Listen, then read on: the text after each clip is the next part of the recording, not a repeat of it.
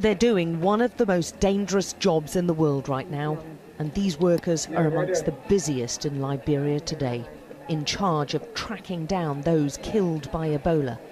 And there are plenty. Many die just like this man, at home alone, too frightened to admit they have the disease which would lead to being ostracised. He's still highly infectious, even in death, and both his body and his clothing need to be treated with extreme caution. The workers themselves are taking a tremendous risk and wear heavy protection. Everything in his tiny one-room home, the small communal passageway outside, the next-door neighbours' rooms, could all be contaminated with the virus now, and those living on either side of him must now be potential Ebola carriers. Every contact with the victim and his belongings risks spreading the virus. This is a heavily populated area where people live next to each other, cheek by jowl, yet the team's given a very wide berth. That, they tell me, is the most dangerous part of the job.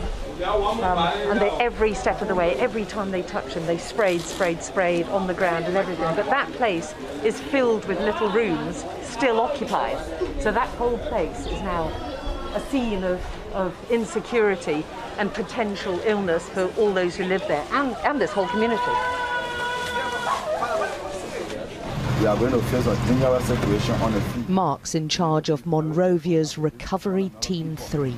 As we go in, we listen to one another, what to do, what to not do. Gallons of chlorine are mixed. It could be the difference between staying healthy or becoming an Ebola victim themselves.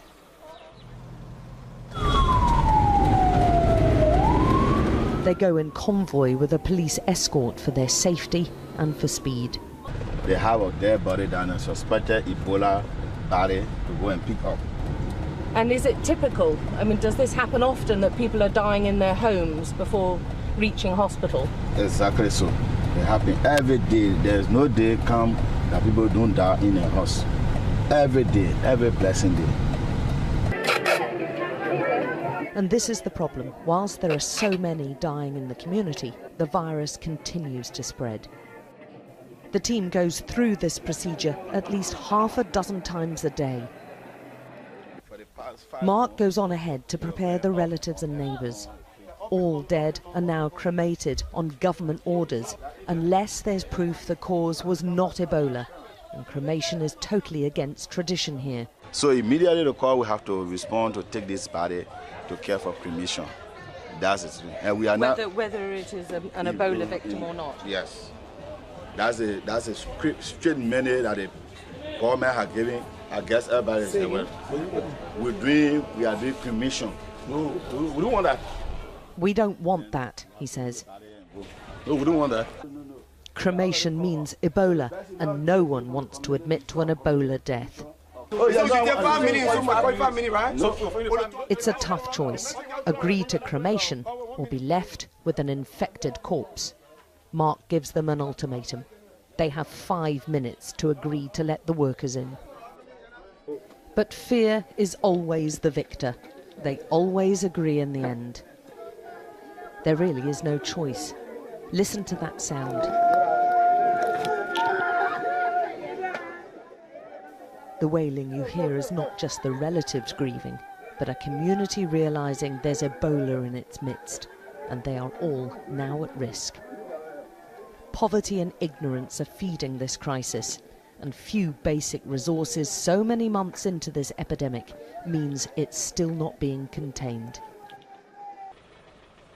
The laborious cleansing process afterwards is carried out in front of the crowd. Well, we do it in front of the local people to see that Ebola is real, that they should be careful. That is the reason why we tell them to stay away from us, and we stay away from them, because we don't know their status, they don't know our status. At this stage, do you feel worried for your colleagues, worried for yourself? You're keeping a bit of a distance. Yes. Tell me about that worry. We protect each other, because if anybody is affected, myself, I will be affected too. So even if they're dressing to go in, any mistake, we cover it up. Any mistake they make, we tell them. Sometimes we spray them out. The death truck is now a horribly familiar sight in Liberia's capital, a constant reminder that the disease appears to be winning. The reassurances from the president seem at odds with the piles of body bags collected hourly. For Mark and his team, this is all about national duty and sacrifice, and so far he's a spotless record. No one on his team has taken ill in the 6 months they've been doing this. You pick up 5,000 barley, 50,000 barley, but when one person in the team is affected, then he haven't done the job. Because you are protecting the body, the dead body, and then the living one dying, then you haven't done anything. And for this deeply unpopular job, the workers get paid around $800 a month. Mark's team may be young, but they're utterly dedicated. And why are you so determined to do this job? It is not, I'm so determined to do the job because I fear within myself that if I do it, I will be someone great tomorrow. That when people see me, they'll say, yes, he was the one who fought Ebola. And he fought Ebola until it get out of this nation. When I first started, my families, my friends was afraid of me to the extent I couldn't enter in my own house. I couldn't enter in my own house. To the extent that when I come in, they would lock the door and put my food in the plastic bag and give me for me and eat. Wow. Your own family wouldn't let you back into the house? Yes. In full protective clothing, they tear up the grass outside one of the handful of treatment centres in the country. Such is the anxiety about Ebola, they fear the grass may have the virus on it, so it has to go. The virus is something, of course, it's a lazy disease, but it's something that spreads very faster. So people move up and down. As patients come in, they pass through the grass, and you yourself, you pass at the grass, they touch you, they can easily be transferred. Those trying to save Ebola victims take extraordinary precautions. We joined them in one of the capital's few isolation centres.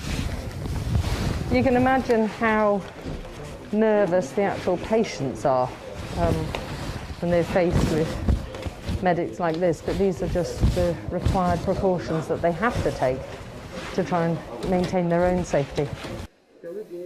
Only 18% of Liberia's Ebola victims are reaching one of these centres or hospital.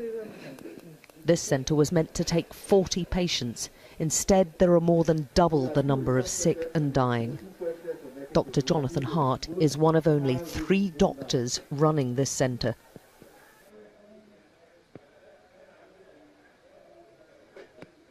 There are so many sick, they're sharing beds in the open air.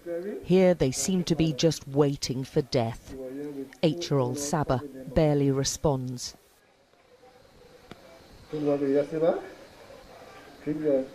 food, all right? Eat a little food, by the grace of God, you will get well, okay? Open your mouth for me, see. Open your mouth. See that?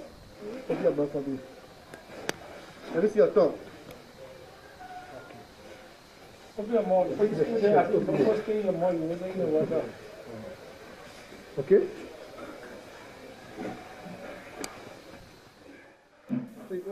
Around the corner from her, the man laying on the bed being showered with buckets of disinfectant is her dead father. Yes, that's a patient that expired. So now they are preparing the...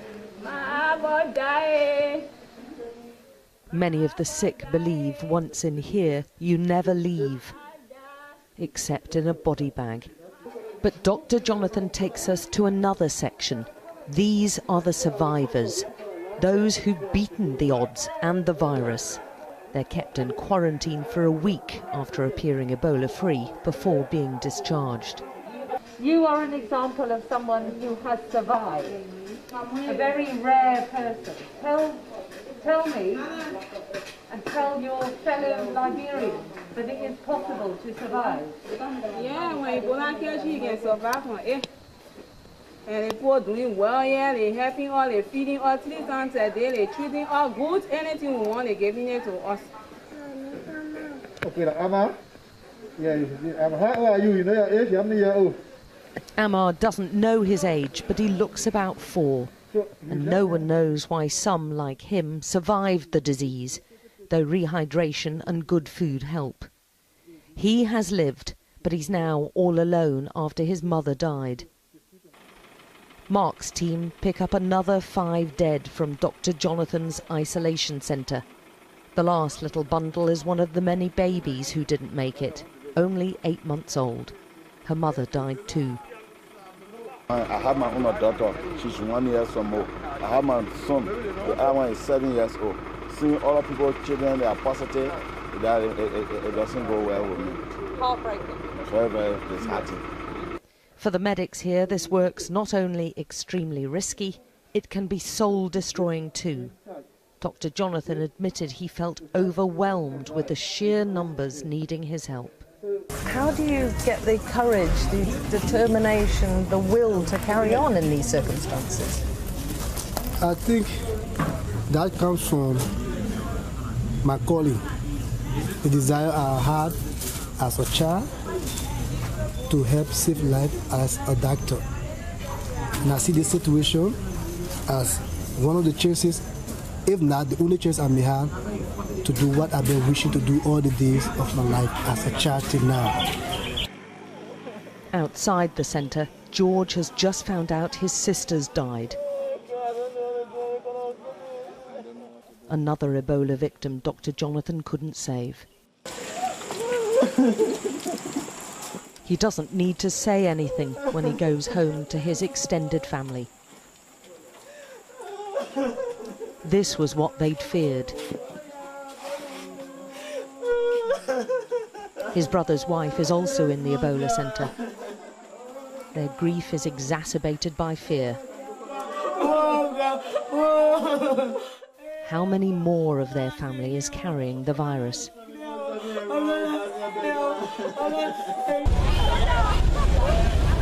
He goes to see his sister's children, who've been on their own since she was taken into the Ebola centre. They've been relying on handouts, but the community and even their relatives are now scared of them and whether they have the virus too. 11 years old, yeah. Are they all sleeping there now? She tells us all of them are now sleeping on the bed where their sick mother spent her last days at home. Where are Mana here? Since our mother is not here, we all sleep on the same bed. Even if they've somehow avoided the virus, they're going to have to grow up quickly to survive, because few in this frightened community will be willing to help them. Alex Crawford, Sky News, Monrovia.